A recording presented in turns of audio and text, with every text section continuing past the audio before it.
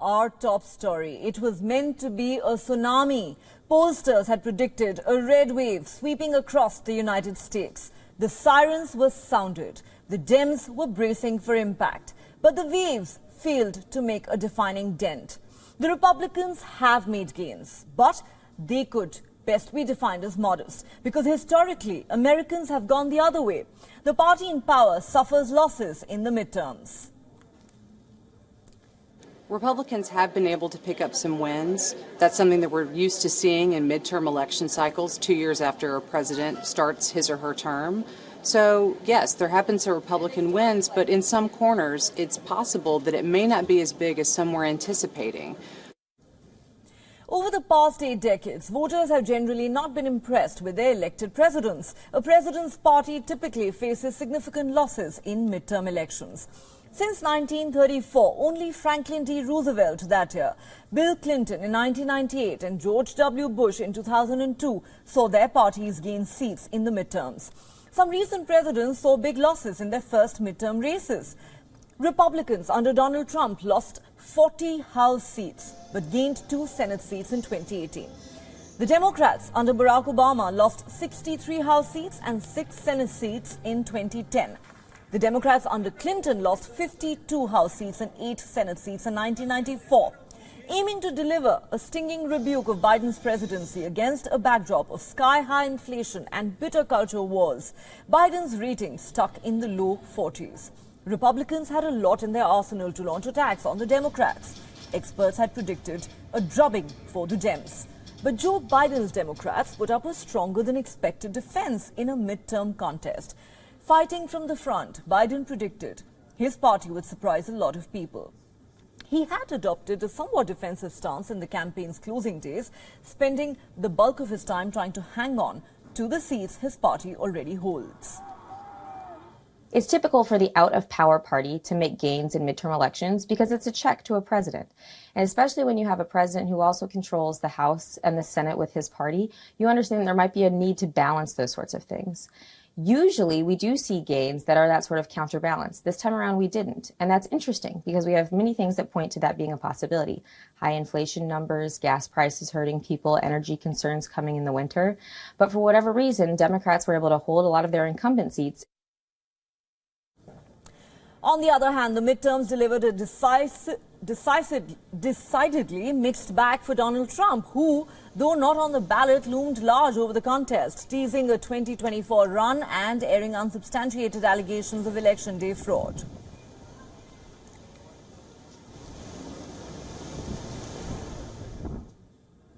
All right. For more on that big and developing story, we're now joined by WION's Susan Teherani. She joins us from New York as she closely tracks every twist and turn in this midterm saga.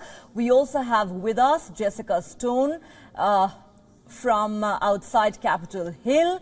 She is a Voice of America correspondent, and we're also joined by Jason Thompson, who's a Republican National Committee man for Georgia and Republican strategist as well. Thank you very much to all three of you for joining us. Jessica, if I could start with you. As we said, it was meant to have been a red tsunami, one that certainly did not materialize. Now, many are already saying that the Democrats have actually bucked a political trend. They have done far better than expected, something that you do not really expect from a party that's in power in the White House in the midterm elections. So the question is, what do you think really went in favor of the Democrats? And even if the Republicans do manage to gain control of the House, as it seems likely at the moment, do you think Donald Trump would be a very disappointed man at the end of these midterms? Well, there's quite a few questions there, Neha, and I think we definitely have to remind our viewers that all the ballots have not been counted. We have several very competitive races still in Nevada and Arizona and Georgia looks very likely to go to a runoff, which means we'll have a second round of elections. So we'll get to spread the joy of midterm elections even longer for your viewers. But that said, I think it was evident from Donald Trump's so-called victory party last night that it was much more muted. There were reports that he didn't really want to make a speech. There wasn't a lot to celebrate in terms of early wins, especially in the Senate and the House. He did have the win in Ohio. The person he endorsed there did win. But the person he endorsed and also came to the state for over the weekend, Mehmet Oz, the Republican who was running against the lieutenant governor of that state for the open Senate seat, Trump's candidate lost in Pennsylvania, and that was a big upset because that was the most expensive race in the country this cycle, and it set records for spending. And so with all that spending, if the Republican couldn't win along with Trump's endorsement, it sent a very big shockwave, I think, through the party and in terms of the supporters for Donald Trump. That said, Ron DeSantis, the governor of Florida, won by 20 points. That's a historic win for a sitting governor. And he is a Republican who will likely challenge Donald Trump in 2024. In fact, that is a very interesting story about Ron DeSantis, how it now seems to be becoming Republican versus Republicans already, even before the votes have been counted in these midterm elections. We will dwell on that in a moment, Jessica. Let me now get a word in from Susan. Susan, would it be correct to say that at the moment, it's all up in the air? How many more days do you think it could be, or could it in fact be a matter of weeks before we actually know who is in control of the US Congress?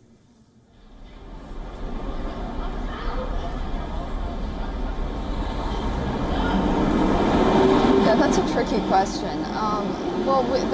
At this point, I think we're heading towards a runoff, at least when it comes to Georgia. There are talks of some toss-up states aside from Georgia. It all depends on the counting. The House seems like it's leaning towards Republican, but we'll have to wait and see. I think that right now, as we're getting closer to the votes being tallied and being counted, I think the conversation is hovering around what you just talked about initially, and that's why we didn't see that red wave or red tsunami that we had anticipated. All right, certainly no red tsunami or a red wave as had been anticipated. So let me now turn to our guest, Jason, who joins us from Washington, D.C. Jason, yes, it does look like the Republicans are likely to gain control of the House. At the moment, having flipped the Pennsylvania Senate seat, it looks like the Dems may in fact be able to hold on to the Senate. But there are many in the Democratic Party who are saying tonight, we have defied historical trends. This party seems to have performed much better than expected. Most pollsters had almost written them off. It was meant to have been a catastrophe for them. But that doesn't seem to be the case. What do you think has gone in favor of the Democrats? Was the messaging on point? And as I put this question to my colleagues earlier, do you think Donald Trump is likely to be a rather disappointed man at the end of these midterm elections? Well, firstly, it's funny how Democrats can turn this into somehow they won. I mean, they didn't buck any trend here. They're going to lose Congress. Nancy Pelosi will soon be handing the gavel over as Speaker of the House to Kevin McCarthy. And when you talk about a tsunami, there sure was one in Georgia. I mean, it's growing. I mean, if this goes into a runoff, I'm looking at the numbers on my computer with Warnock and Herschel Walker. Walker's going to win this runoff. And I think these people in Hollywood and New York who keep sending their money over here to try to influence our elections should just stop. Go buy a Ferrari. Go do something righteous for a change and maybe help out some needy people with this money instead of giving it to Stacey Abrams, who's now lost twice to Brian Kemp. Georgians are very independent voters. They don't want to hear about what they love our governor. Okay, all the way.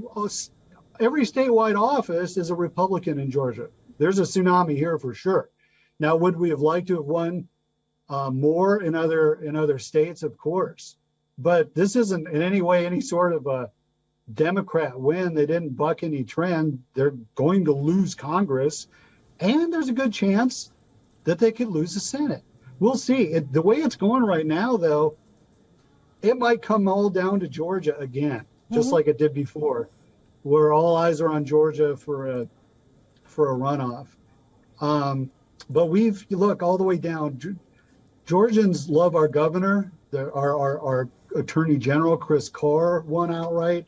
Okay. Brad Raffensperger, a huge win for him. Burt Jones, the lieutenant governor. Tyler Harper is the ag commissioner. Richard Woods, reelected state school superintendent. Okay. Bruce Thompson is the labor commissioner. Okay. And my good friend, Dr. Rich McCormick, who saved me from dying from COVID, won in the 6th district by 62.42%. Jason, I take your point. I understand the larger point that you're making. I concede that, they're still neck and neck. Votes are still being counted. We don't know yet who is going to be in control of the U.S. Congress. Yes, it does look like the Republicans are going to gain control of the House. But at the same time, it also looks like the Dems may in fact manage to retain their vapor-thin majority in the Senate. We don't know eventually which way it will go. And yes, the Republicans have made some gains. But the question really is this far short of their expectations? We will continue with this discussion. I'll request Susan, Jessica, and Jason Thompson to stay on with us.